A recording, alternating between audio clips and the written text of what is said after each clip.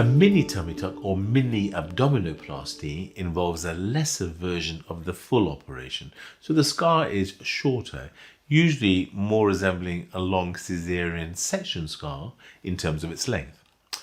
It's best used when the majority of the concerns about the tummy are cited below the belly button, the umbilicus.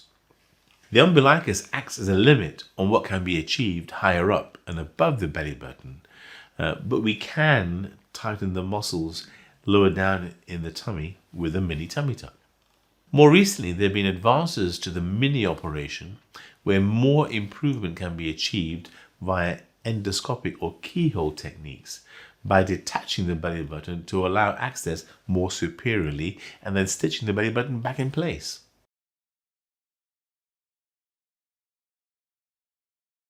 In a full tummy tuck or abdominoplasty, the scar will extend from one side of the groin and hip right the way across to the other side. So it is a significant scar, but I will usually be able to place it below the bikini line or belt line so that in swimwear or underwear the scar isn't detectable.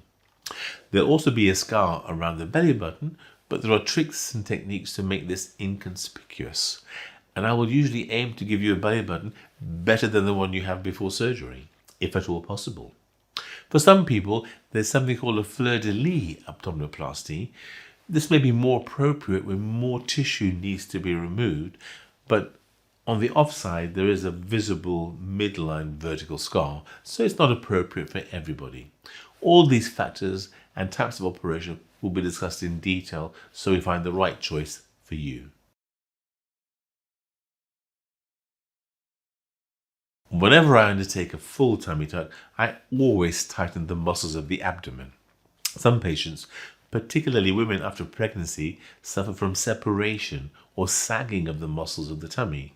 But I know that with proper technique, I can restore this for them to enhance the final outcome and profile, to make them flatter. This does mean, however, that recovery can take some time. You will need to avoid heavy exercise or the gym and to wear a support garment for up to 6 weeks, at which point you can then start to work up to all the activities you were doing before surgery. Full recovery and healing can take 3 months or longer. Sadly, a tummy tuck is definitely not a method for weight loss.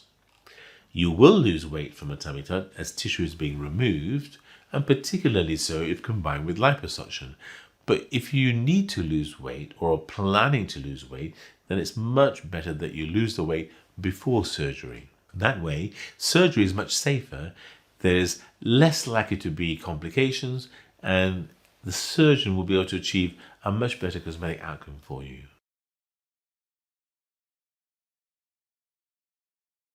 When I undertake a tummy tuck, I spend some time in tightening the muscles a lot. This is really to improve the profile of the tummy, to make you look flat. In fact, it's possible to achieve an athletic look, or even the hint of a six-pack, by judicious use of liposuction along with the tummy tuck surgery. After the surgery, there's a space between the skin and the tummy wall.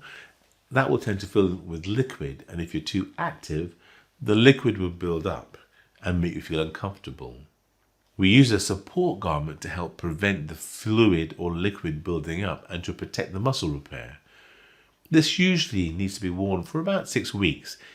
Generally, therefore, I advise avoiding the gym and heavy exercise for a similar period of 6 weeks or so.